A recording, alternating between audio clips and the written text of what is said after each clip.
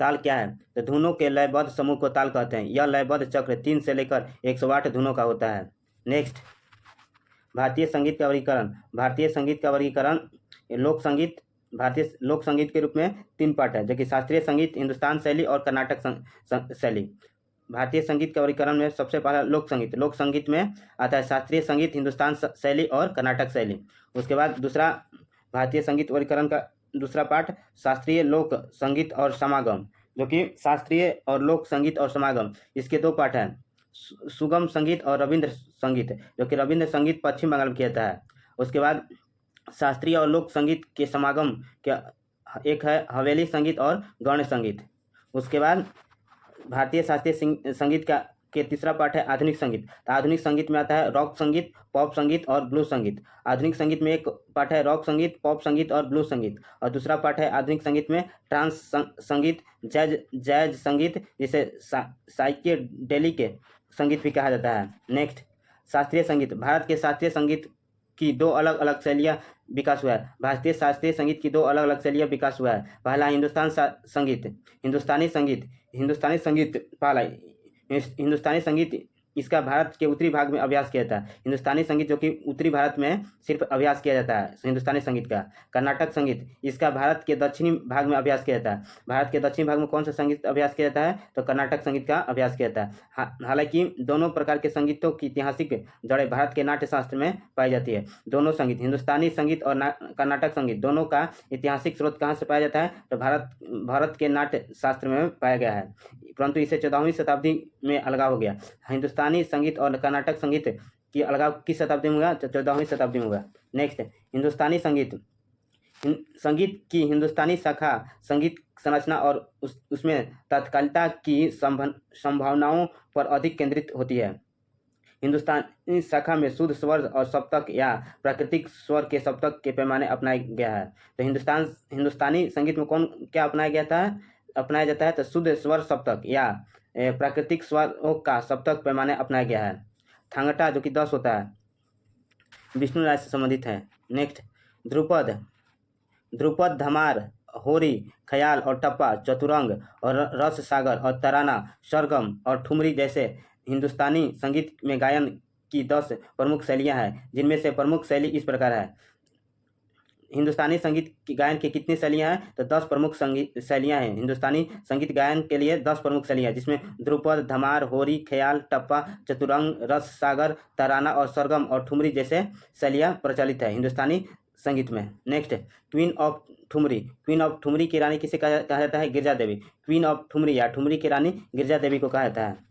Next, Dhrupad शैली यह हिंदुस्तान शास्त्रीय संगीत के सबसे पुराना और वैभव रूपों में से एक है तथा इसका वर्णन नाट्य शास्त्र में किया जाता है। ध्रुपद शैली जो कि हिंदुस्तान शास्त्रीय संगीतों में सबसे पुराना कौन सा है? तो ध्रुपद शैली, जो नाट्य शास्त्र में वर्णन मिलता है। ध्रुपद शैली का व्याख्या कहाँ मिलता है? तो नाट्य शास्त्र में मिलता है, जो कि हिंदुस्तानी संगीत की सबसे पुराना वैभव शैली है, ध्रुपद शैली।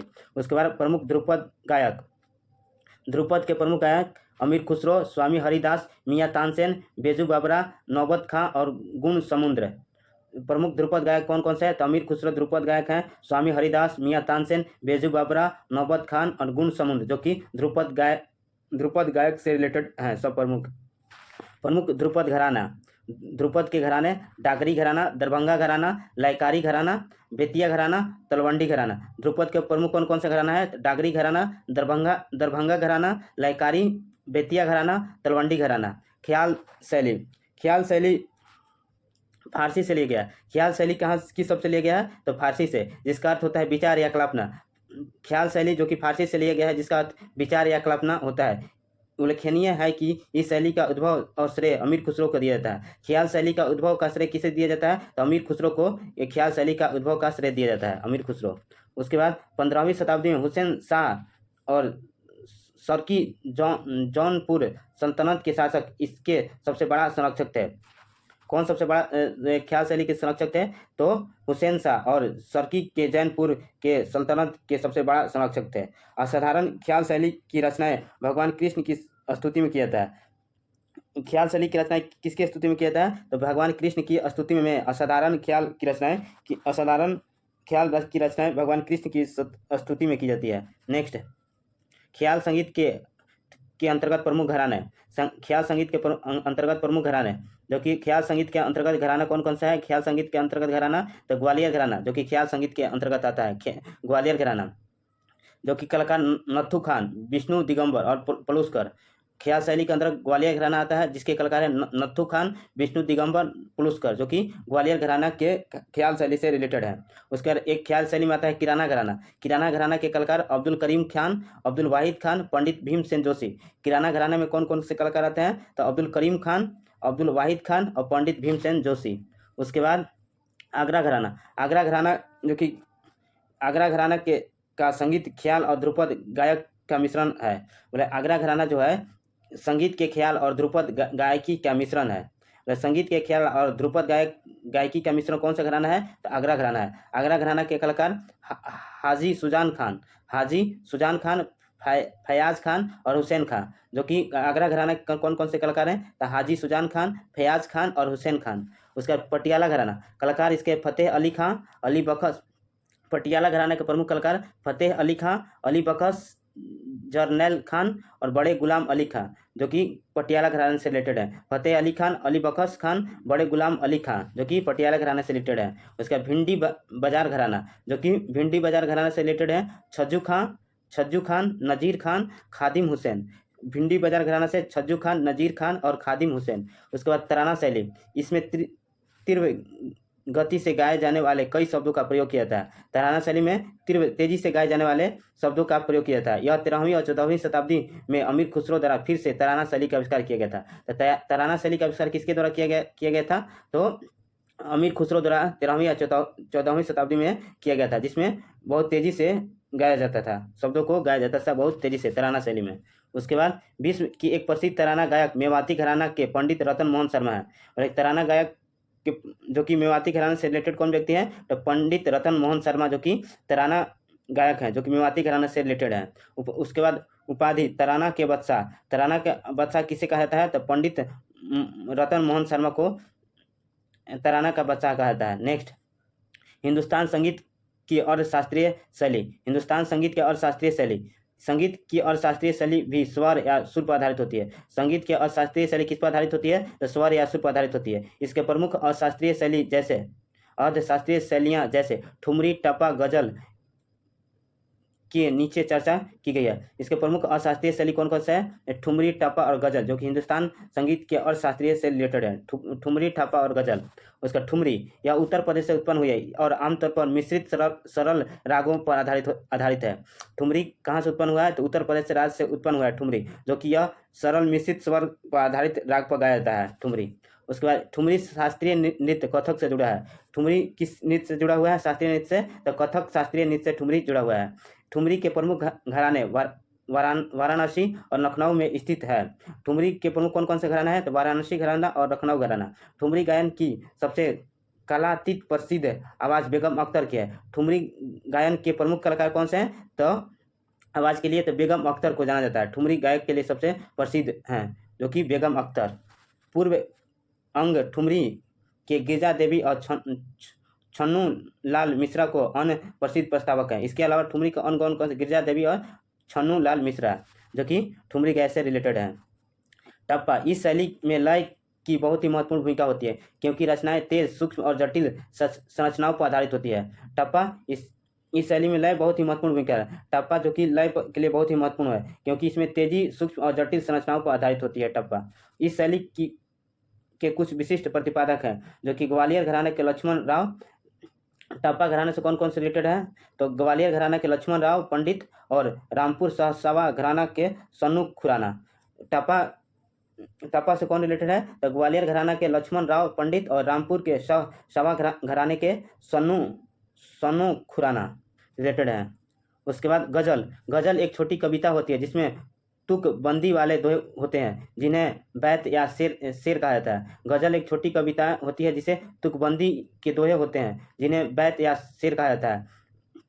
इसके विषय केवल प्रेम होता है। गजल में सिर्फ प्रेम से रिलेटेड है। गजल किससे? प्रेम से रिलेटेड है। भारत में पहला गजल लिखने वाले अमीर खुसरो थे। गजल लिखने वाला प्रथम व्यक्ति अमीर खुसरो। गजल लिखने वाला प्रथम व्यक्ति अमीर खुसरो हैं, जो कि भारत के। उसके बाद गजल से जुड़ी कुछ प्रमुख हस्तियाँ। गज़ल के प्रमुख हस्तियाँ कौन कौन से हैं जो कि इम्पोर्टेंट?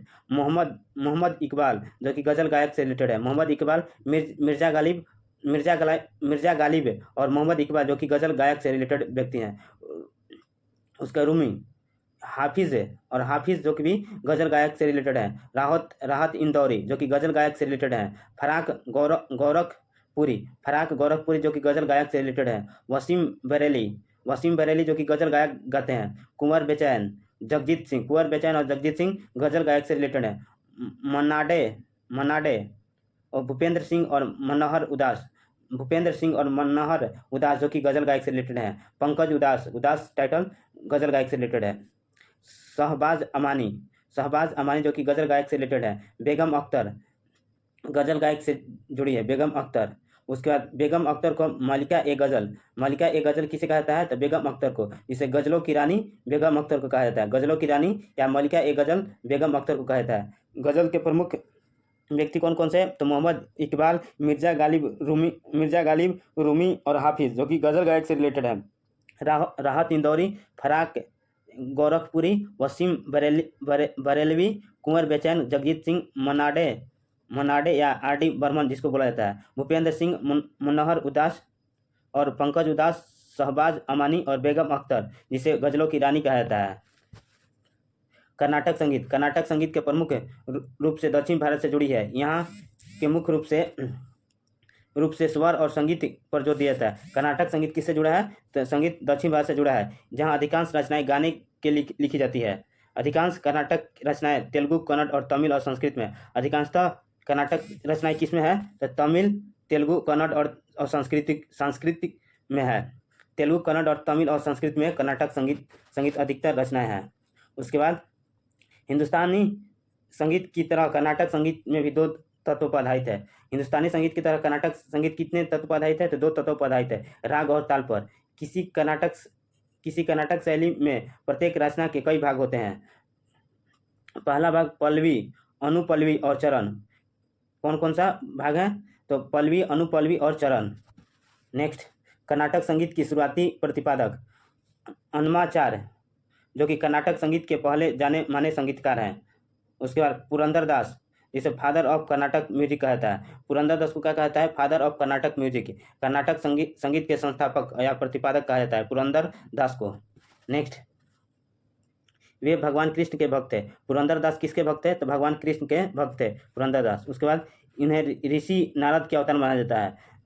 पुरंदरदास को क्या माना जाता है? तो ऋषि नारद का अवतार पुरंदरदास को माना जाता है। उनकी प्रसिद्ध रचनाएं दास साहित्य में शामिल है।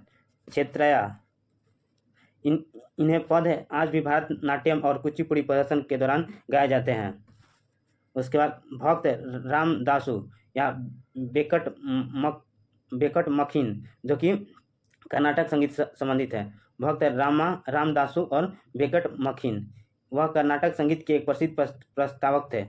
बेकट मखीन जो कि एक कर्नाटक संगीत के प्रसिद्ध प्रस्तावक थे। इन्हें चतुर्दंडीय प्रकाशिका नामक ग्रंथ लिखा है। गुडलूर नारायण स्वामी, बाला सुब्रमण्यन और सरंग देव, टी.एम. कृष्णन और ओ.एस. अरुणा जो कर्नाटक संगीत के कुछ प्रसिद्ध संगीतकार हैं। तो गुडलूर नारायण स्वामी, बाला सुब्रमण्यन जो कि कर्नाटक संगीत से संबंधित हैं, और सरंग देव और टी.एच. कृष्णन और ओ.एस. अरुण जो कि कर्नाटक संगीत के प्रसिद्ध संगीतकार हैं। कर्नाटक संगीत की त्रिमूर्ति त्यागराज, मुथुस्वामी और श्यामा शास्त्री। कर्नाटक संगीत की त्रिमूर्ति किसको कहा जाता है? त्यागराज, मुथुस्वामी और श्यामा शास्त्री को कहा जाता है। इसके अलावा एम.एस. सुब्बलक्ष्मी, डी.के. पट्टमल और एम.एल. वसंत कुमारी जो कि 20वीं सदी के कर्नाटक संगीतकार हैं। जो कि एम.एस. सुब्बलक्ष्मी, डी.के. पट्टमल और एम.एल. वसंत कुमारी जो कि 20वीं सदी के कर्नाटक संगीत के प्रमुख कलाकार हैं। जो लोग प्रिय रूप से कर्नाटक संगीत की महिला त्रिमूर्ति के रूप में जाना जाता है। कर्नाटक संगीत के त्रिमूर्ति त्यागराज, मुथुस्वामी और श्याम शास्त्री, एम.एस. सुब्बलक्ष्मी, डी.के. पट्टमल और एम.एल. वसंत कुमार जो कि 20वीं सदी में कर्नाटक संगीत के प्रमुख कलाकार हैं। भारतीय संगीत पर महत्वपूर्ण पुस्तक सामवेद व्यास मुनि द्वारा लिखा गया है। नाट्यशास्त्र भरत मुनि। शिल्पाधिकारम इलांगो द्वारा लिखा गया है। शिल्पाधिकारम इलांगो। अभिलाष सिद्धार्थ चिंतामणि जो कि सोमेश्वर द्वारा लिखा गया है। चिंतामणि किसके द्वारा? सोमेश्वर द्वारा। गीत गोविंद जयदेव। संगीत रत्नाकर सारंग देव द्वारा। संग्रह चूड़ामणि गोविंदाचार्य द्वारा लिखा गया है। संगीत दर्पण दामोदर पंडित द्वारा लिखा गया है। संगीत